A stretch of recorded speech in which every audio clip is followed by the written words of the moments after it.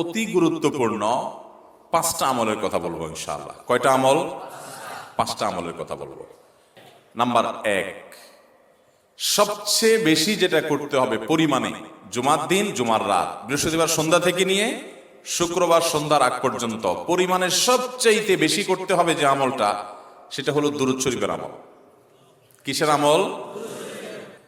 আপনি যদি শুধু দুরূদের এই আমলটাকে আঁকড়ে ধরেন, সবসময় আপনার মুখ দিয়ে দুরূদ বের হতে থাকে, পড়তে থাকেন, তোমার যত পেরেশানি আছে নবী সাল্লাল্লাহু আলাইহি ওয়াসাল্লাম বলেছেন এই সব পেরেশানি দূর করার জন্য এই দুরূদের আমলটা যথেষ্ট হবে ইনশাআল্লাহ।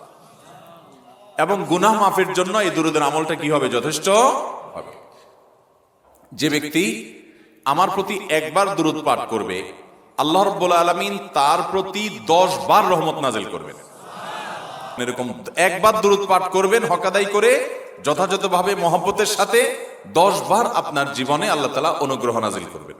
কিন্তু কোরআনে বেশি পরিমাণে আল্লাহর জিকির করার কথা বলা হয়েছে। আর নবী করিম সাল্লাল্লাহু আলাইহি সাল্লাম বৃহস্পতিবার সন্ধ্যা শুরু হলে শুক্রবার সন্ধ্যার আগ পর্যন্ত বেশি পরিমাণে করতে বলেছেন যে কাজটা, সেটা হলো দুরূদ শরীফের আমল। দুরূদের মধ্যে সবচেয়ে শ্রেষ্ঠ দুরূদ হলো নামাজে যেটা পড়েন দুরূদ ইব্রাহিম, আল্লাহুম্মা সাল্লি আলা মুহাম্মাদ ওয়া আলা আলি মুহাম্মাদ কামা সাল্লাইতা আলা ইব্রাহিম ওয়া আলা আলি ইব্রাহিম ইন্নাকা হামিদুম, আল্লাহুম্মা বারিক আলা মুহাম্মাদ ওয়া আলা আলি মুহাম্মাদ কামা বারাকতা আলা ইব্রাহিম ওয়া আলা আলি ইব্রাহিম ইন্নাকা হামিদুম। নাম্বার 2, জুমার দিন উপলক্ষে অন্য যে কোনো দিনের চাইতে জুমার দিন অর্থাৎ শুক্রবারের ফজর নামাজ পুরুষরা মসজিদে জামাতের সাথে পড়বেন, জামাতের সাথে পড়ার নিয়ত করবেন পাক্কা। কারণ অন্য যে কোনো দিনের ফজর নামাজ না, শুধুমাত্র যত নামাজ আছে নবী করিম সাল্লাল্লাহু আলাইহি ওয়াসাল্লাম বলেছেন আফদালুস সালাওয়াতে ইনদাল্লাহ, আল্লাহর কাছে দুনিয়ার সব নামাজের মধ্যে 5 ওয়াক্ত সাধারণ নামাজগুলোর মধ্যে সবচেয়ে উত্তম নামাজ হলো সলাতুল ফজরে মাআল জামাআতে ইয়াউমাল জুমআহ, জুমার দিন ফজরের নামাজ জামাতের সাথে আদায় করা হলো যত নামাজ আছে এর মধ্যে সবচেয়ে শ্রেষ্ঠ নামাজ। আচ্ছা, 3 নম্বর আমল হলো সূরা কাহফ পড়ব। কোন সূরা পড়ব? সূরা কাহফ। যারা কোরআন পড়তে পারেন না তারা শুনবেন, আর যারা পড়তে পারেন তারা নিজে পড়বেন। সূরা কাহফ যদি জুমার দিন কেউ পড়ে, নবী করিম সাল্লাল্লাহু আলাইহি ওয়াসাল্লাম বলেছেন এই সূরাটা তার জন্য নূর হবে, নূর, আলো আল্লাহর তরফ থেকে। কিয়ামতের ময়দানে ভয়াবহ গুটগুটে অন্ধকার হবে। কিয়ামতের একটা ভয়াবহ শাস্তি হলো অন্ধকারের শাস্তি। ভাইরা আমার, অন্ধকারের শাস্তি মানে এমন ভয়াবহ অন্ধকার হবে যে দুনিয়ার অন্ধকারের সাথে কোনো তুলনাযোগ্য নয়। সেই ভয়াবহ অন্ধকারে কিছু আমল আছে যে আমলগুলো মানুষের ওই অন্ধকারের মধ্যে আলোর কাজ দিবে। এর মধ্যে একটা হলো অজুর অঙ্গগুলো যদি কেউ ভালো করে অজু করে, সুন্দর করে ডলে ডলে যেন শুকনা না থাকে, উত্তম রূপে যদি অজু করে, কেউ পানি অপচয় না করে, পানি অল্প নেয় কিন্তু ডলে বেশি, সুন্দর করে যদি কেউ অজু করে, এই অজুর অঙ্গগুলো কিয়ামতের ময়দানে উজ্জ্বল হয়ে জলজল করে জ্বলতে থাকে এবং তার জন্য আলোর কাজ দেয়।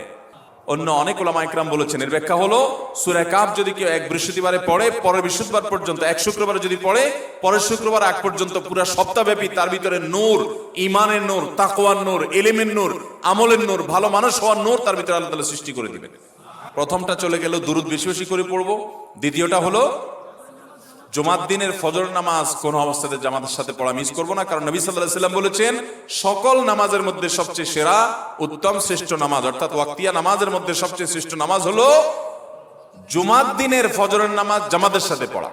তাহলে মহিলারা কি করবে? মহিলারা পুরুষদেরকে উঠায় উঠায় মসজিদে পাঠিয়ে দিবে এবং সহযোগিতা করবে, তাহলে তার মাধ্যমে তারাও একই সওয়াব পেয়ে যাবে। আর 3 নম্বর আমলে বলেছিলাম সূরা কাহফ, এটা নারী পুরুষ সবাই করবে বেশি বেশি করে, ঠিক আছে তো ইনশাআল্লাহ? তো নবী সাল্লাল্লাহু আলাইহি ওয়াসাল্লাম বলেছেন সূরা কাহফের প্রথম 10 আয়াত যদি কেউ মুখস্থ করে, তো এই ব্যক্তিকে আল্লাহ রাব্বুল আলামিন এবং যদি তেলাওয়াত করে, এই ব্যক্তিকে আমলের মাধ্যমে দাজ্জালের ফিতনা থেকে আল্লাহ বাঁচিয়ে রাখবেন। 4 নম্বর আমল হলো দুনিয়াতে যত ফজিলতপূর্ণ আমল আছে এর মধ্যে সবচেয়ে বেশি ফজিলতপূর্ণ আমল এটা। খুব সহজ আমলটা, খুব সহজ, প্রত্যেক শুক্রবার আমরা এটা করতে পারি। আমলটা হলো নবী করিম সাল্লাল্লাহু আলাইহি ওয়াসাল্লাম বলেছেন যে ব্যক্তি জুমার দিন আগে আগে ঘুম থেকে উঠবে, ভোরে ঘুম থেকে উঠবে, যে ফজর নামাজ পড়তে হবে, যে তাহাজ্জুদ পড়তে পারলে আরো ভালো, এবং মসজিদে আগে আগে যাবে, তাহলে আগে আগে ঘুম থেকে উঠবে, সবাইকে বাসার ডেকে দিবে, আগে আগে ঘুম থেকে উঠাবে। ওয়াগাসসালা ওয়াগতাসাল, ফরজ গোসল হলে ফরজ গোসল করবে, উত্তম রূপে গোসল করবে, ভালো করে গোসল করবে জুমার দিন। ওয়ামাশা ওয়ালাম ইয়ারকাব, জুমার নামাজের জন্য পায়ে হেঁটে মসজিদে যাবে, বাহনে চড়বে না। কেউ যদি মাজুর হয় সে বাহনে চড়লেও চলবে, কিন্তু সাধারণ যারা সুস্থ আছেন পায়ে হেঁটে মসজিদে যাবেন, বাহনে চড়লেন না। জুমার দিনের কথা, জুমার নামাজের কথা। ওয়াদানা মিনাল ইমামে ওয়ালাম ইয়ালগু, ইমামের কাছাকাছি গিয়ে বসবে, দূরে না, যত কাছে যেতে পারে একদম সামনের কাতার ইমামের কাছাকাছি গিয়ে বসবে। কোনো অনর্থক কথা বলবে না, দুনিয়াবি কথা বলবে না, বেহুদি কাজ করবে না। ওখানে গিয়ে যতক্ষণ সময় পাবে জিকির, আজকার, তেলাওয়াত, তাসবিহ, দোয়া, রোনাজারি, কান্নাকাটি, বই পড়া, দিনী কাজ করা, এর মধ্যে সে কাটাবে নিজেকে। এই কয়েকটা কাজ যদি করে তাহলে কাজ কয়টা হলো? আগে আগে ঘুম থেকে উঠা, ওই যে ফজর নামাজ জামাতের সাথে পড়া ইত্যাদি, গোসল করা উত্তম রূপে, আর পায়ে হেঁটে মসজিদে যাওয়া, বাহনে না চড়া। 4 নম্বর হলো ইমামের কাছাকাছি গিয়ে বসা, কোনো অনর্থক কাজ না করা। এই 4টা কাজ যদি কেউ জুমার দিনে করে, নবী করিম সাল্লাল্লাহু আলাইহি সাল্লাম বলেছেন ওই ব্যক্তি বাসা থেকে মসজিদ পর্যন্ত যে আসলো, যতগুলো পা ফেলবে, যতগুলো স্টেপ ফেলবে, যতগুলো কদম দিবে, প্রতিটা কদমের বিনিময়ে আল্লাহ রাব্বুল আলামিন তার অ্যাকাউন্টে, তার আমল নামাতে 1 বছর রাত জেগে, সারা রাত জেগে তাহাজ্জুদ নামাজ পড়লে এবং 1 বছর সারা দিন, প্রত্যেকটা দিন পুরা বছর জুড়ে নফল রোজা রাখলে যে পরিমাণ সওয়াব পাইতো, 1 বছর নফল রোজা, 1 বছর রাতভর জেগে তাহাজ্জুদের নামাজ পড়ার সওয়াব মাত্র একটা কদম ফেলার বিনিময়ে দিবেন। তাহলে আপনার বাসা থেকে যদি মসজিদে আসতে 100টা কদম হয়, 100 বছরের নফল নামাজ, 100 বছরের নফল রোজা, আপনি এটার সওয়াব আপনার অ্যাকাউন্টে জুমার দিন মাত্র 4টা কাজ করার মাধ্যমে আপনি পেয়ে যাবেন। এবং এটি অনেক হাদিস বিশ্লেষকগণ বলেছেন, কোরআন হাদিসে বহু ফজিলতের কথাই বলা আছে। এত বিপুল পরিমাণে, এত অধিক পরিমাণে সওয়াবের কথা যে কারো বাসা থেকে অনেকের আছে যেতে 500 স্টেপ পড়বে। 500 স্টেপ পড়লে কতটুকু হয়? সামান্য একটু জায়গা যেতে 500 কদম হয়ে যায়। অনেকের বাসা থেকে যদি 500 কদম পড়ে 300 কদম হয়, তো সে এই 500 বছর নফল নামাজ, নফল রোজা, রাত ভর দিন ভর করার সওয়াব, কন্টিনিউয়াসলি করার সওয়াব মাত্র এই মসজিদে গেল আসলো, এই 4টা শর্ত পূরণ করে সেটা সওয়াবটা পেতে পারে। যদি সপ্তাহে 4 জমা হয় তাহলে 4 বার 500 করে যদি হলো 2000 বছর, এভাবে তার আমল নামাজের সওয়াবের পাহাড় সে জমা করতে পারে শুক্রবারের ছোট্ট আমলটার মাধ্যমে। চেষ্টা করবো না ইনশাআল্লাহ? তাহলে কয়টা আমল গেল? 4টা। 1 নম্বর গেছে বেশি বেশি দুরূদ পাঠ করা, 2 নম্বর হলো জুমার দিনে ফজর নামাজ জামাতের সাথে পুরুষরা পড়া, 3 নম্বর হলো সূরা কাহাফ পড়া, তেলাওয়াত করা, আর 4 নম্বর হলো এই 4 শর্ত পূরণ করে মসজিদে আগে আগে গিয়ে সুন্দর করে খুতবা শুনে চলে আসা, কোনো কথাবার্তা, খুতবা চলাকালীন সময় কোনো কথাবার্তা, অনর্থক কাজ না করা। 5 নম্বর এবং সর্বশেষ আমল হলো জুমার দিনে একটা সময় আছে দোয়া কবুল হয়। দোয়া কবুলের যে সময়গুলো আছে এর ভিতরে অত্যন্ত ইম্পর্টেন্ট একটা সময় হলো জুমার দিন।